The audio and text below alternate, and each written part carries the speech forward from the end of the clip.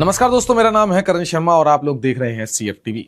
अच्छा दोस्तों, कभी आपने नोटिस तो किया होगा कि कांग्रेस में जो भी नेता थोड़ा ज्यादा पॉपुलर होने लगता है या थोड़ा मास कनेक्ट बना लेता है या फ्यूचर फेस की तरह दिखने लगता है, उसे अचानक साइडलाइन कर दिया जाता है।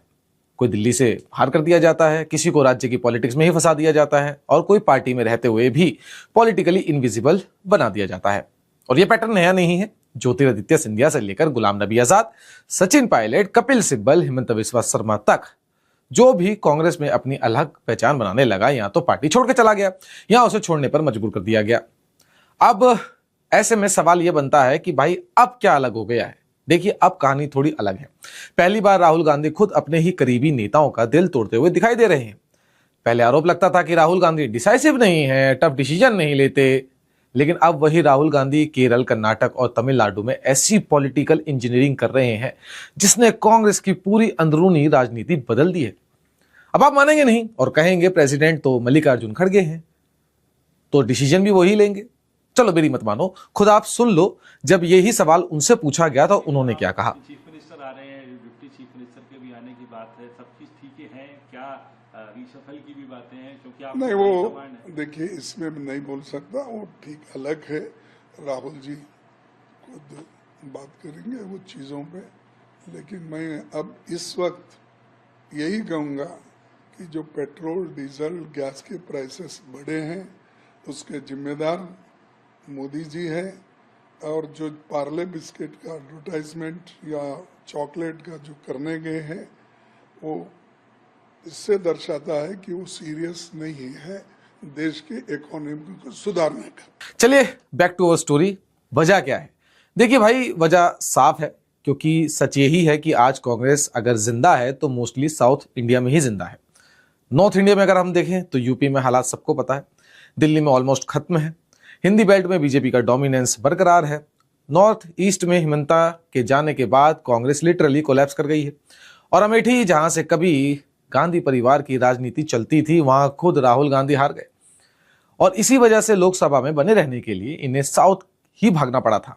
यानी अगर साउथ भी हाथ से गया तो कांग्रेस सिर्फ हिस्ट्री बुक्स में रह जाएगी और हमारे बच्चे आने वाले टाइम में पढ़ेंगे कभी कांग्रेस हुआ करती थी। और शायद यही डर अब राहुल गांधी के डिसीजंस में भी साफ दिखने लगा है। आप देख रहे होंगे जैसे वो आजकल डिसीजंस ले रहे हैं।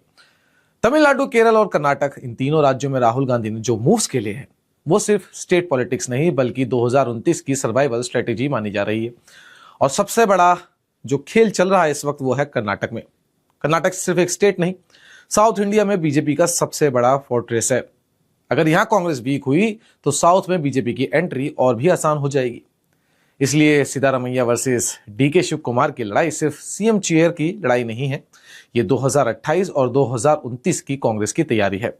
सिद्धारमैया मास लीडर है, अहिंसा इक्वेशन पर उनकी पकड़ मजबूत है, माइनॉरिटीज, ओबीसीज और दलित वोट में उनका इन्फ्लुएंस भी बहुत बड़ा है। लेकिन प्रॉब्लम क्या है? Anti incumbency. कांग्रेस लीडरशिप को आपको लग रहा है कि अगर पूरे 5 साल एक ही चेहरा रहा तो गवर्नमेंट के खिलाफ फ्रस्ट्रेशन बढ़ सकती है, और शायद इसी वजह से राहुल गांधी अब धीरे धीरे डीके शिव कुमार को आगे नाले लगे हैं।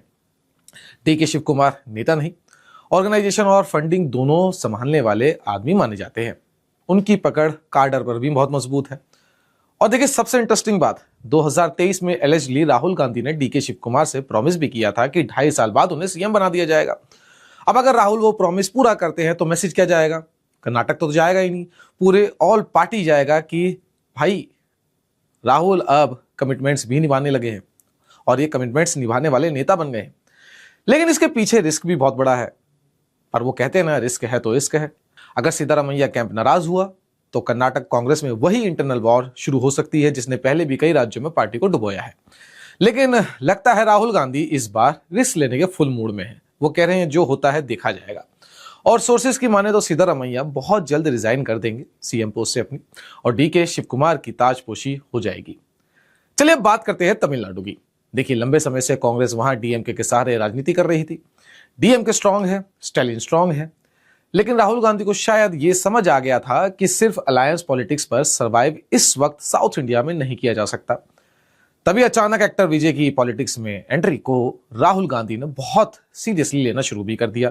और देखिए बनता भी है, क्योंकि पार्टी के कई पुराने नेता कह रहे थे कि डीएमके को नाराज करना रिस्की होगा। लेकिन राहुल गांधी का कैलकुलेशन कुछ अलग था।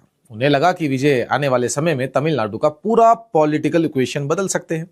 और देखा जाए तो विजय की रैलीज में जो क्राउड आया, जिस तरह से यूथ से उन्होंने कनेक्ट बनाया और पहली बार में ही तमिलनाडु से डीएमके और एआईएडीएमके को उखाड़ फेंका, उसने कांग्रेस को भी सोचने पर मजबूर कर दिया कि फ्यूचर में बैकअप ऑप्शन तो तैयार रखना ही पड़ेगा। यानी राहुल गांधी अब सिर्फ आज की राजनीति नहीं, पोस्ट डीएमके एरा की पॉलिटिक्स सोच रहे हैं और यही उनकी नई स्ट्रेटेजी मानी जा रही है। अब आते हैं केरल पर। देखिए, केरल कांग्रेस में लंबे समय से केसी वेणुगोपाल का इन्फ्लुएंस काफी स्ट्रांग माना जाता था। दिल्ली पॉलिटिक्स में भी उनकी पकड़ मजबूत है, लेकिन अचानक वीडी सतीशन को फ्यूचर फेस की तरफ पुश किया जाने लगा। जो सपोर्ट सतीशन के लिए दिखा वो किसी भी हद तक वेणुगोपाल के लिए नहीं दिखा। और यही वो पॉइंट था जहां कांग्रेस के अंदर लोगों को पहली बार लगा कि राहुल गांधी अब सिर्फ लॉयल्टी नहीं, विनेबिलिटी भी देख रहे हैं, क्योंकि सतीशन ज्यादा अग्रेसिव है, ग्राउंड कनेक्ट उनका बेहतर माना जाता है। और राहुल गांधी को शायद यही चाहिए था, एक ऐसा नेता जो बीजेपी और लेफ्ट दोनों पर अटैक मोड में रहे। और शायद यही उनकी सबसे बड़ी पॉलिटिकल ट्रांसफॉर्मेशन है। इतना ही नहीं, अब तो चुनाव भी अकेले लड़ने लगे हैं, ताकत दिखाते हैं। चाहे दिल्ली हो या बंगाल, राहुल ने जितना केजरीवाल और ममता को नुकसान पहुंचाया, खुद उतना बीजेपी भी नहीं पहुंचा पाई। पहले राहुल गांधी की इमेज क्या थी? कंफ्यूज्ड है, इंडिसाइसिव है, रिलक्टेंट लीडर है। लेकिन अब पहली बार वो कांग्रेस के अंदर पावर सेंटर की तरह बिहेव कर रहे हैं। अब वो हर फैक्शन को खुश करने की कोशिश भी नहीं कर रहे, बल्कि लॉन्ग टर्म पॉलिटिकल सर्वाइवल के हिसाब से डिसीजंस ले रहे हैं। और शायद उनके पास दूसरा ऑप्शन भी बचा ही नहीं है, क्योंकि आज रियलिटी यही है कि कांग्रेस की नेशनल पॉलिटिक्स अब साउथ इंडिया के ऑक्सीजन सिलेंडर पर चल रही है। अगर कर्नाटका, केरल और तमिलनाडु में कांग्रेस वीक हो गई तो बीजेपी के सामने नेशनल लेवल पर ऑपोजिशन की पॉलिटिक्स और भी कमजोर हो जाएगी। यही वजह है कि राहुल गांधी अब सेफ पॉलिटिक्स छोड़कर एग्रेसिव पॉलिटिकल मैनेजमेंट कर रहे हैं। चाहे किसी बड़े नेता को साइड करना पड़े, चाहे अलायंस रीथिंक करना पड़े, या चाहे अपने ही पुराने लोगों को पीछे करना पड़े। अब सवाल यह नहीं है कि राहुल गांधी बदल गए हैं या नहीं, सवाल यह है कि क्या यह बदलाव बहुत देर से आया है, क्योंकि राजनीति में सर्वाइवल सिर्फ इंटेंशन से नहीं होता, टाइमिंग से भी होता है। और कांग्रेस के लिए शायद अब टाइमिंग ही सबसे बड़ा चैलेंज बन चुकी है। बाकी आपको क्या लगता है, हमें कमेंट सेक्शन में जरूर बताइएगा। अगर आपको ये वीडियो पसंद आई तो लाइक करें, शेयर करें, कमेंट करें और चैनल को सब्सक्राइब करना ना भूलें, ताकि हम ऐसी और एनालिटिकल वीडियोस आपके लिए बनाते रहें। तब तक के लिए जय हिंद।